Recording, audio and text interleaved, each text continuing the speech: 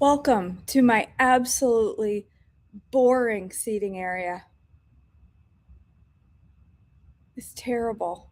It's depressing, and I hate it. Good morning. This is awful. Awful. It's so sad. I hate it. I need to find something to fill that gap because that is brutally boring corner. Blah. Gray blah wall. Even if it were at least blue, it would be more entertaining, but it's blah. Winnie agrees. She told me this morning, she's like, Mom, this looks awful. Do something about this living room. This seating area, I mean. It's terrible. All right. Happy January 7th. Hagar and Ishmael sent away. I need to peek at that dog real quick. What are you chewing on? Okay, it's legal toys. She's not breaking the house law, so we're good to go. Genesis 21, 8 through 21. Oh, how did it go? I took them out myself. I took my stitches out myself. More on that later. When Isaac grew up and was about to be weaned, Abraham prepared a huge feast to celebrate the occasion. But Sarah saw Ishmael, the son of Abraham, and her Egyptian servant Hagar making fun of her son Isaac. So she turned to Abraham and demanded, "Get rid of that slave woman and her son. He is not going to share the inheritance with my son Isaac. I won't have it." This upset Abraham very much because Ishmael was his son. But God told Abraham, "Don't be upset over the boy and your servant. Do whatever Sarah tells you, for Isaac is the son through whom your descendants will be counted. But I will also make a nation of the descendants of Hagar's son, because he is your son too." So Abraham got up early the next morning, prepared food and a container of water, and strapped them on Hagar's shoulders. Then he sent her away with their son, and she wandered aimlessly in the wilderness of Beersheba. When the water was gone, she put the boy in the shade of a bush. Then she went and sat down by herself and 100 yards away. Set by herself 100 yards away. "I don't want to watch the boy die," she said as she burst into tears. But God heard the boy crying, and the angel of God called to Hagar from heaven. "Hagar, what's wrong? Don't be afraid. God has heard the boy crying as he lies there. Go to him and comfort him, for I will make him a great nation from his descendants." Then God opened Hagar's eyes, and she saw a well full of water. She quickly filled her water container and gave the boy a drink. And God was with the boy as he grew up in the wilderness. He became a skillful archer, and he settled in the wilderness of Paran. His mother arranged for him to marry a woman from the land of Egypt. A treaty with Abimelech, Genesis 21, 22 through 34. About this time, Abimelech came with Phicol, his army commander, to visit Abraham. "God is obviously with you, helping you in everything you do," Abimelech said. "Swear to me in God's name that you will never deceive me, my children, or any of my descendants. I have been loyal to you, so now swear that you will be loyal to me and to this country where you are living as a foreigner." Abraham replied, "Yes, I swear to it." Then Abraham complained to Abimelech about a well that Abimelech's servants had taken by force from Abraham's servants. "This is the first I've heard of it," Abimelech answered. "I have no idea who is responsible. You have never complained about this before." Abraham then gave him some of his sheep, goats, and cattle to Abimelech, and they made a treaty. But Abraham also took 7 additional female lambs and set them off by themselves. Abimelech asked, "Why have you set these 7 apart from the others?" Abraham replied, "Please accept these 7 lambs to show your agreement that I dug this well." Then he named the place Beersheba, which means well of the oath, because that was where they had sworn the oath. After making their covenant at Beersheba, Abimelech left with Phicol, the commander of his army, and they returned home to the land of the Philistines. Then Abraham planted a tamarisk tree at Beersheba, and there he worshipped the Lord, the eternal God. And Abraham lived as a foreigner in the Philistine country for a long time. Abraham's obedience tested, Genesis 22, 1 through 24. Sometime later, God tested Abraham's faith. "Abraham," God called. "Yes," he replied, "here I am." "Take your son, your only son, Isaac, whom you love so much, and go to the land of Moriah. Go and sacrifice him as a burnt offering on one of the mountains which I will show you." The next morning Abraham got up early. He saddled his donkey and took two of his servants with him, along with his son Isaac. Then he chopped wood for a fire for a burnt offering and set out for the place God had told him about. On the third day of their journey, Abraham looked up and saw the place in the distance. "Stay here with the donkey," Abraham told the servant. "The boy and I will travel a little farther. We will worship there, and then we will come right back." So Abraham placed the wood for the burnt offering on Isaac's shoulders, while he himself carried the fire and a knife. As the two of them walked on together, Isaac turned to Abraham and said, "Father?" "Yes, my son," Abraham replied. "We have the fire and the wood," the boy said, "but where is the sheep for the burnt offering?" "God will provide a sheep for the burnt offering, my son," Abraham answered, and they both walked on together. When they arrived at the place where God had told him to go, Abraham built an altar and arranged the wood on it. Then he tied up his son Isaac and laid him on the altar on top of the wood. And Abraham picked up a knife to kill his son as a sacrifice. At that moment, the angel of the Lord called to him from the heavens, "Abraham, Abraham." "Yes," Abraham replied, "here I am." "Don't lay a hand on the boy," the angel said. "Do not hurt him in any way. For now I know that you truly fear God. You have not withheld from me even your son, your only son." Then Abraham looked up and saw a ram caught by its horns in a thicket. So he took the ram and sacrificed it as a burnt offering in place of his son. Abraham named the place Yahweh Yireh, which means "the Lord will provide." To this day, people still use that name as a proverb. On the mountain of the Lord it will be provided. Then the angel of the Lord called again to Abraham from heaven. "This is what the Lord says: Because you have obeyed me, I have not withheld even your son, your only son. I swear by my own name that I will certainly bless you. I will multiply your descendants beyond number, like the stars in the sky and the sand of the seashore. Your descendants will conquer the cities of their enemies, and through your descendants, Winnie, come here, babes. And through your descendants, all the nations of the earth will be blessed, all because you have obeyed me." Then they returned to the servants and traveled back to Beersheba. "Hi, Beans. Hi. Hi, hi, hi. Hi, welcome. Thank you. Thank you for coming when I called. Thank you. And and through your descendants, all the nations of the earth will be blessed, all because you have obeyed me." No bite. Then they returned to the servant and traveled back to Beersheba, where Abraham continued to live. Hold on. Nope, bite. Nope. No, ma'am. No. Nope.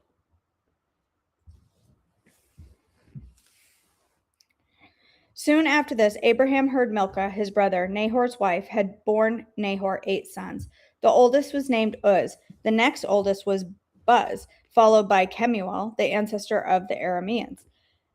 Kesed, Hazo, Pildash, Jidlaph, and Bethuel. Bethuel became the father of Rebekah. Ow!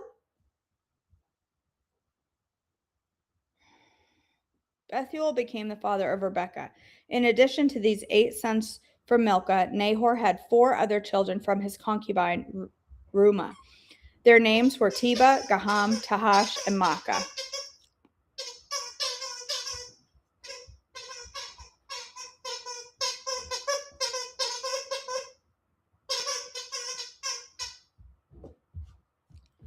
The burial of Sarah, Genesis 23, 1 through 20. When Sarah was 127 years old, she died at Kiriath Arba, now called Hebron, in the land of Canaan. There, Abraham mourned and wept for her. Then, leaving her body, he said to the Hittite elders, "Here I am, a stranger and foreigner among you. Please sell me a piece of land so I can give my wife a proper burial." The Hittites replied to Abraham, "Listen, my lord, you are an honored prince among us. Choose the finest of our tombs and bury her there. No one will refuse to help you in this way." Then Abraham bowed low before the Hittites and said, "Since you are willing to help me in this way, be so kind as to ask Ephron, son of Zohar, to let me buy his cave at Machpelah, down at the end of the field. I will pay the full price in the presence of witnesses, so I will have a permanent burial place for my family." Ephron was sitting there among the others, and he answered Abraham as the others listened, speaking publicly before all the Hittite elders of the town. No, my lord, he said to Abraham, please listen to me. I will give you the field and the cave. Here, in the presence of my people, I give it to you. Go and bury your dead. Abraham again bowed low before the citizens of the land, and he replied to Ephron as everyone listened. No, listen to me. I will buy it from you. Let me pay the full price for the field so I can bury my dead there. Ephron answered Abraham, my lord,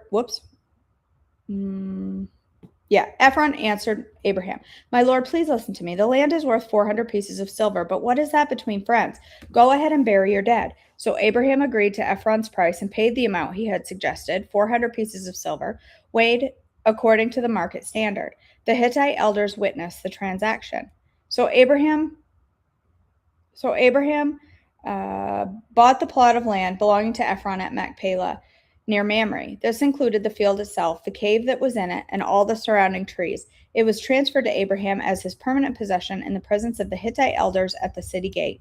Then Abraham buried his wife Sarah there in Canaan, in the cave of Machpelah near Mamre, also called Hebron. So the field and the cave were transferred from the Hittites to Abraham for use as a permanent burial place. The death of Terah. Genesis 11:32. Terah lived for 205 years and died while still in Haran. Isaac marries Rebekah. Genesis 24:1-67. Abraham was now a very old man, and the Lord had blessed him in every way. One day, Abraham said to his oldest son, the man in charge of his household, take an oath by putting your hand under my thigh. Swear by the Lord, the God of heaven and earth, that you will not allow my son to marry one of these local Canaanite women. Go instead to my homeland, to my relatives, and find a wife there for my son Isaac. The servant asked, but what if I can't find a young woman who is willing to travel so far from home? Should I then take Isaac there to live among your relatives in the land you came from? No, Abraham responded, be careful never to take my son there, for the Lord, the God of heaven, who took me from my father's house and my native land, solemnly promised to give this land to my descendants. He will send his angel ahead of you, and he will see to it that you find a wife there for my son. If she is unwilling to come back with you, then you are free from this oath of mine. But under no circumstances are you to take my son there. So the servant took an oath by putting his hand under the thigh of his master. Abraham. He swore to follow Abraham's instructions. Then he loaded 10 of Abraham's camels with all kinds of expensive gifts from his master, and he traveled to distant Aram Naharaim. There he went to the town where Abraham's brother Nahor had settled. He made the camels kneel beside the well just outside town. It was evening, and the women were coming out to draw water. O Lord, God of my master Abraham, he prayed, please give me success today and show unfailing love to my master Abraham. See, I am standing here beside this spring, and the young women of the town are coming out to draw water. This is my request. I will take one of them. Please give me a drink from your jug. If she says, yes, I have a drink, and I will water your camel too, let her be the one you have selected as Isaac's wife. This is how I will know that you have shown unfailing love to my master. Before he had finished praying, he saw a young woman named Rebekah coming out with her water jug on her shoulder. She was the daughter of Bethuel, who was the son of Abraham's brother Nahor and his wife Milcah. Rebekah was very beautiful and old enough to be married, but she was still a virgin. She went down to the spring, filled her jug, and came up again. Running over to her, the servant said, please give me a little drink of water from your jug. Yes, my lord, she said, I have a drink. And she quickly lowered her jug from her shoulder and gave him a drink. When she had given him a drink, she said, I'll draw water for your camels too, until they have had enough to drink. So she quickly emptied her jug into the watering trough and ran back to the well to draw water for all of his camels. The servant watched her in silence, wondering whether or not the Lord had given him success in his mission. Then at last, when the camels had finished drinking, he took out a gold ring for her nose and 2 large gold bracelets for her wrists. Whose daughter are you? He asked, and please tell me, would your father have any room to put us up for the night? I am the daughter of Bethuel, she said. My grandparents are Nahor and Milcah. Yes, we have plenty of straw and feed for the camels, and we have room for guests. The man bowed low and worshipped the Lord. Praise the Lord, the God of my master Abraham, he said. The Lord has shown his unfailing love and faithfulness to my master, for he has led me straight to my master's relatives. The young woman ran home to tell her family everything that had happened. Now Rebekah had an older brother named Laban, who ran out to meet the man at the spring. He had seen the nose ring and the bracelets on his sister's wrists, and he heard Rebekah tell what the man had said. So he rushed out to the spring where the man was still standing beside his camels. Laban said to him, "Come and stay with us, you who are blessed by the Lord. Why are you standing here outside the town when I have a small room ready for you and a place prepared for your camels?"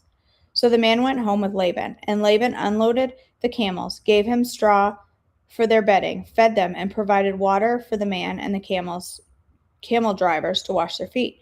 Then food was served, but Abraham's servant said, "I don't want to eat until I have told you why I have come." "All right," Laban said, "tell us."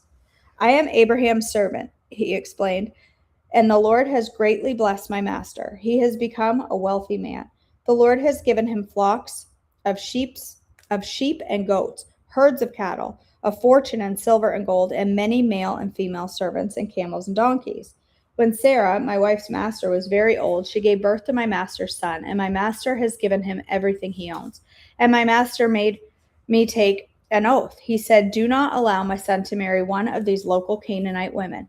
Go instead to my father's house, to my relatives, and find a wife there for my son.' But I said to my master, 'What if I can't find a young woman who is willing to go back with me?' He responded, 'The Lord in whose presence I have lived will send an angel with you and will make your mission successful. Yes, you must find a wife for my son from among my relatives, from my father's family. Then you will have fulfilled your obligation. But if you go to my relatives and they refuse to let her go with you, you will be free from my oath.' So today, when I came to the spring, I prayed this prayer: 'O Lord, God of my master Abraham, please give me success on this mission. See, I am standing here beside the spring. This is my request. When a young woman comes to draw water, I will say to her, "Please give me a little drink of water from your jug." If she says yes, have a drink and I will draw water for your camels too. Let her be the one you have selected to be the wife of my master's son." Before I had finished praying in my heart, I saw Rebekah coming out with her water jug on her shoulder. She went down to the spring and drew water. So I said to her, "Please give me a drink." She quickly lowered her jug from her shoulder and said, "Yes, have a drink, and I will water your camels too." So I drank, and then she watered the camels. Then I asked, "Whose daughter are you?" She replied, "I am the daughter of Bethuel, and my grandparents are Nahor and Milcah." So I put a ring on her nose and the bracelets on her wrist. Then I bowed low and worshiped the Lord. I praised the Lord, the God of my master Abraham, because he had led me straight to my master's niece to be his son's wife. So tell me, will you or won't you show unfailing and faithfulness to my master? Please tell me yes or no, and then I'll know what to do next." Then Laban and Bethuel replied, "The Lord has obviously brought you here, so there is nothing we can say. Here is Rebekah. Take her and go. Yes, let her be the wife of your master's son, and the Lord as the Lord has directed." When Abraham's servant lay down, Winnie, lay down, baby. When Abraham's servant heard their answer, he bowed down to the ground and worshipped the Lord. Then he brought out silver and gold jewelry and clothing and presented them to Rebekah. He also gave expensive presents to her brother and mother. Then they ate their meal, and the servant and the men with him stayed there overnight. But early the next morning, Abraham's servant said, "Send me back to my master." "But we want Rebekah to stay with us at least 10 days, her brother and mother said. "Then she can go." But he said, "Don't delay me. The Lord has made my mission successful. Now send me back so I can return to my master." "Well," they said, "we'll call Rebekah and ask her what she thinks." So they called Rebekah. "Are you willing to go with this man?" they asked her. And she replied, "Yes, I will go." So they said goodbye to Rebekah and sent her away with Abraham's servant and his men. The woman who had been Rebekah's childhood nurse, went along with her. They gave her this blessing as she parted: "Our sister, may you become the mother of many millions. May your descendants be strong and conquer the cities of their enemies."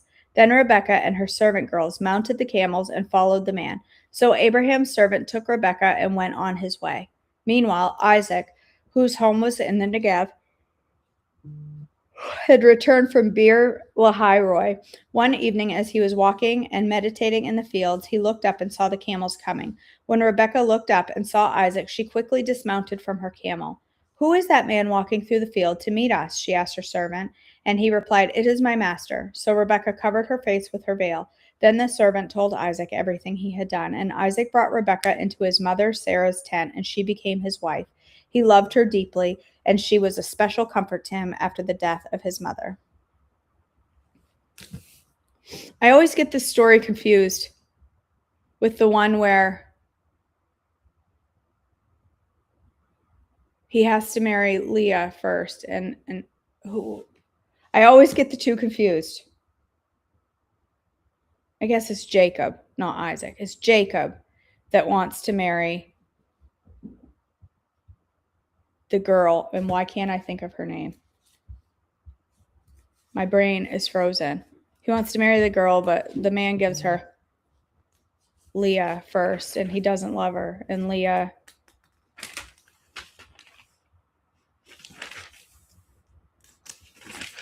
why is my brain?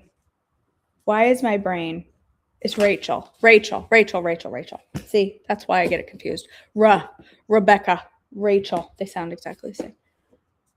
I always get those two stories confused. I don't know why, I just do. All right.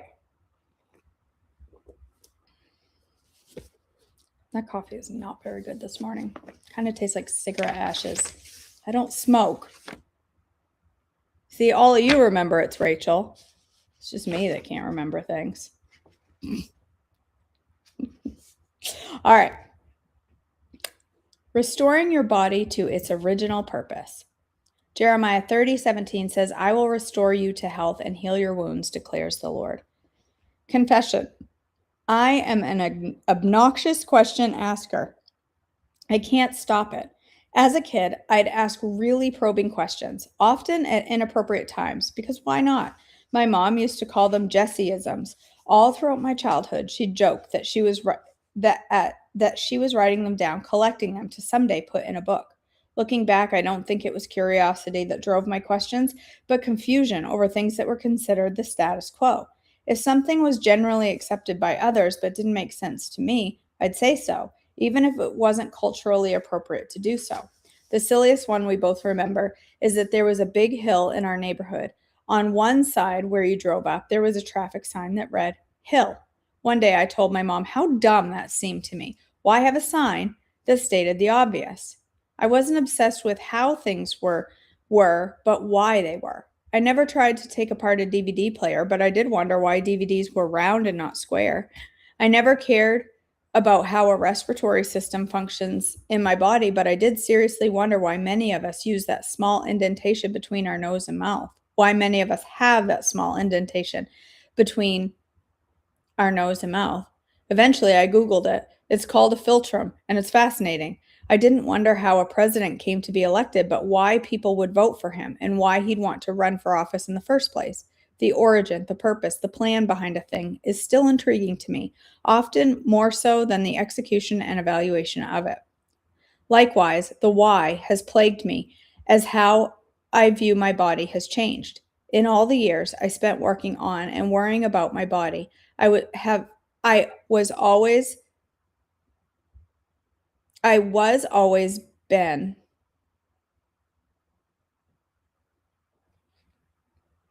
that sentence doesn't make sense. In all the years I spent working on and worrying about my body, I was always been just a touch concerned. I think it's I have always been. I don't know. Just a touch concerned and convicted that I was desiring the wrong things for the wrong reasons. And often I was doing just that. I've desired body perfection instead of freedom, and I've desired transformation for my glory instead of his. During that time, I was always nagged by the sneaking suspicion that I wouldn't experience true freedom and healing until I wanted it for the right reasons. I worried that I wouldn't experience restoration in my body until my why was acceptable to God. I remember the first time I ever allowed that worry to move from the back channels of my brain to my lips. I was in college, talking to a good friend when it all came up tumbling out. I don't mind telling you that I was living in the midst of extreme bondage at the time. I want to honor my intention to keep this book trigger-free, so I won't expound on all the different disordered behaviors related to my body image that I engaged in. Some were plain to see and lauded as healthy by people I knew, but some were dark and quiet, hidden and hopeless. The light couldn't get in because I intentionally kept it out. A mixture of shame and seduction kept me hiding my brokenness. I was in a pit, digging deeper and deeper in the wrong direction for approval. My body was collateral damage in my quest to be someone worth knowing, someone worth loving. Even in the pit, I could determine that there were two main wars I was waging, an inner war and an outer war. The inner war was between me and God, wrestling and wrangling over what was sin and selfishness and what would ultimately be relinquished to Him. The outer war was the battle between me and my flesh. How would I become the picture of myself that was ideal? How would my body become good, not just in my eyes, but in the eyes of my culture? How could I get my junk together? In my mind, I saw a connection, but it wasn't the true connection I see today. I stood in our little college rental home, sweaty from the South Carolina summer heat, and laid out to my friend what, until then, I'd only dared to think in my head. I sort of think God isn't going to let me get my body right until I get my heart right. On paper, my body should be changing. It should be performing, but I'm doing it so sinfully that I'm pretty certain God is holding out on me until my heart is pure. I vaguely remember her saying that she'd never thought of that before. I wish my memory included me realizing how backwards my theory was, how counter it was to having the mind of Christ. But 18 years later, I'm still unraveling this false conditional statement I have believed about God. If I get my heart right, He'll make my body right. Okay, we're going to jump back in tomorrow. All right. Let me scroll back, make sure I didn't miss any. Oh, I'm sorry you've been awake all night, Dory. So, yes, my doctor's office had to cancel my appointment yesterday due to staff in the office being in the ICU with the flu. So, I panicked a little bit. I'm like, well, what am I going to do? I don't want to go to urgent care because number one, I didn't want to pay $150 to have a couple stitches removed. And I just didn't realize how many people remove their own stitches. And the thought of it horrified me. Okay, you guys, the one time I've had stitches that had to be removed. I've had a few that were dissolvable from surgeries, but I had one set that had to be removed, and it was from my foot. And it was horrible. It wasn't healing. And so they had to remove the stitches and do something. I don't remember what they did. They put something in there. But it was very painful because the wound wasn't healing. It wasn't like it had healed and they pulled the stitches. It was bad. Okay. It was the same day they pulled a pin out of my toe. And if you have never had a pin pulled out of a bone, they will lie to you and tell you it doesn't hurt that bad. It is horrible. Okay. Horrible. It hurt so incredibly bad. So bad. I still have flashbacks to it once in a while, and it just is horrifying. So that was my only experience having stitches removed, and it was terrible. So I was scared to death at the thought of having these removed because in my brain, my skin had fused to the stitches, and you're going to have to pull, and it would bleed a little. I didn't know. They were just going to slide out. So I YouTubed it. And the hardest part was doing it backwards in the mirror, trying to do it on my lip backwards. But they were so easy. I just snipped it and pulled, snipped it and pulled, snipped it and pulled. And it was all good. Sorry, Meredith. It was terrible. It's one of my worst memories to date. One of my worst memories was having that pin and stitches removed from my foot.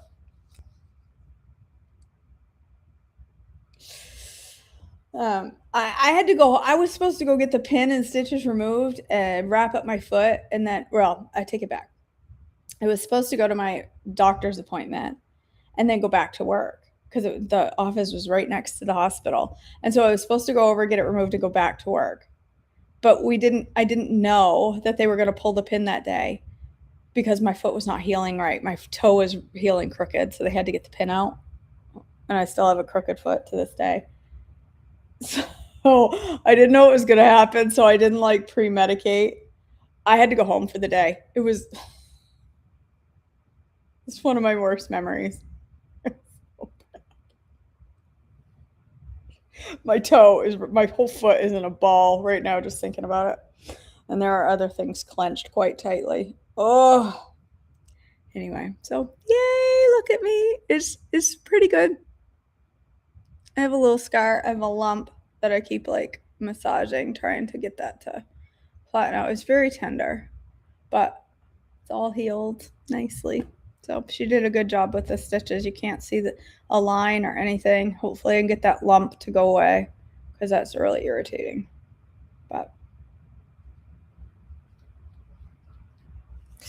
anyway, pray for the people at my doctor's office that are very sick, very, very, very sick with the flu. It seems as though the flu is just horrifying this year, and I don't like it. Makes me a wee bit nervous, to be honest. All right, my friends, we'll be praying for Shayna for sure.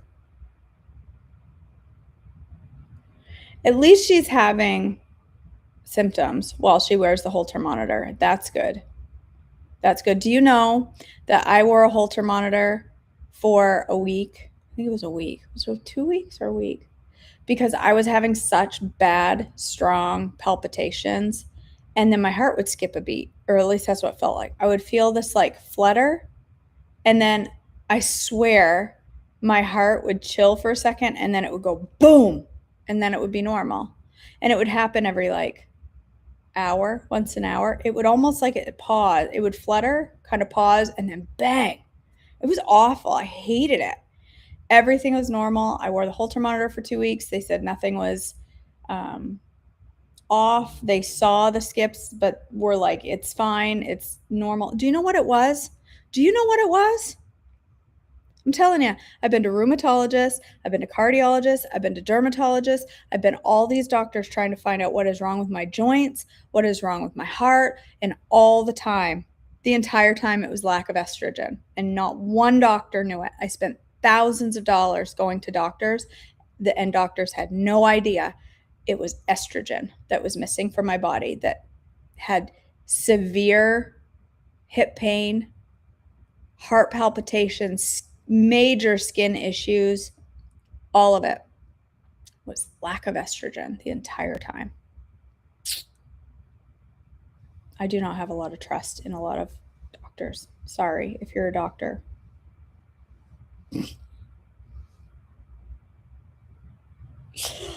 All right, my friends. I don't know much about POTS. I know a lot of people in the Trim Healthy community, I've heard them talk about it, but I don't know much about it. All right, friends, let's go ahead and pray. God, our Father, thank you so much for this day. Thank you for the many blessings that you give to us. Thank you for the reading of your word. Thank you for meeting us here. God, we lift up Shayna to you today with all of these symptoms she's experiencing. I just pray for wisdom for the doctor, clarity, that they can answer what her struggles are and make a clear path to diagnoses and to treatment for her, that she can begin feeling herself. And we just ask for your strength and prayer for her, for Jennifer as well, for wisdom for her and comfort as they walk through a stressful time. Make it clear to them and the doctors what is going on. God, I pray for each woman here. I know there are many struggles, many difficulties. I pray for all the sickness that's going around, for those here that have been experiencing that. I pray for those at my doctor's office that are experiencing the flu and struggles with that you would heal and just be with them. God, as we go through this day, help us to continue to make choices that honor you, that heal our bodies and strengthen our bodies and prepare us for service in your kingdom. In your precious name, amen. All right. I feel like if I eat carbs too late at night, mine acts kind of weird like that. That's, yeah, it could be estrogen, Meredith. That's, Mary Malone dealt with that. And I don't know if she still does post BHRT or not. You should ask her if that, but it could be perimenopause. Are you peri? I assume you're peri. You don't have to tell everyone on the internet. As I ask you very personal questions. I just realized I'm not just sitting here chatting with you. I'm like on the internet, and you don't have to tell your whole life secret on the internet. However, ask Mary Malone. I just told her whole life secret on the internet.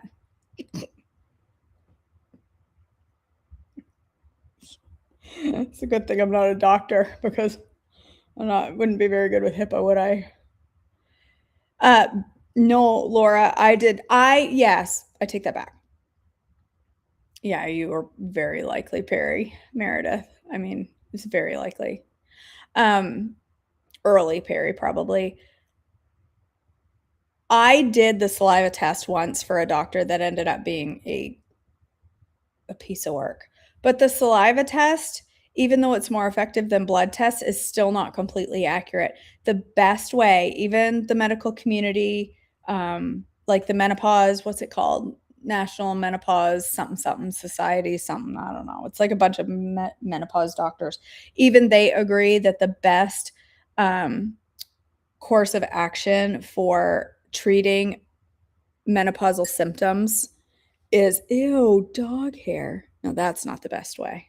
Um, the best course of action is treatment and not necessarily testing, because testing is really inaccurate and really difficult to get accurate. If I go in the morning and have like blood work for estrogen levels and then go in 3 hours later, they'll be completely different. So treating the symptoms of with estrogen with bioidentical hormone replacement, they start really low based on all of your answers to, like, this is how Cura does it, and a lot of companies do it this way, not just Cura. They ask you all these questions. Do you have excessive chin hair? Why, yes. As a matter of fact, I do. Do you have low energy, brain fog, joint pain?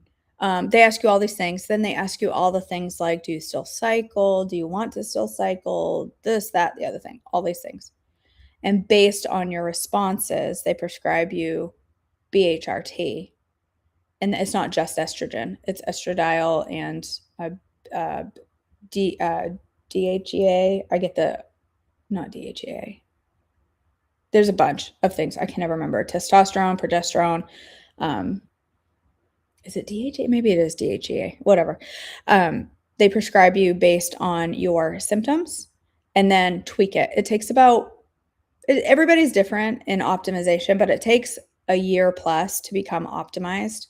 And every 3 months, you take another questionnaire and they change your dose based on that. And they keep tweaking and tweaking. I've been on it over a year and they're still tweaking mine to get it just perfect. So, but I the drastic difference in me now versus before on how my body feels, it's inexplicable. Like, they'll pry that stuff from my cold dead hands. All right. Well, I love you girls. I'm headed to the gym here in about an hour. I'm gonna try, depending on my schedule, to go live at some point today to cook.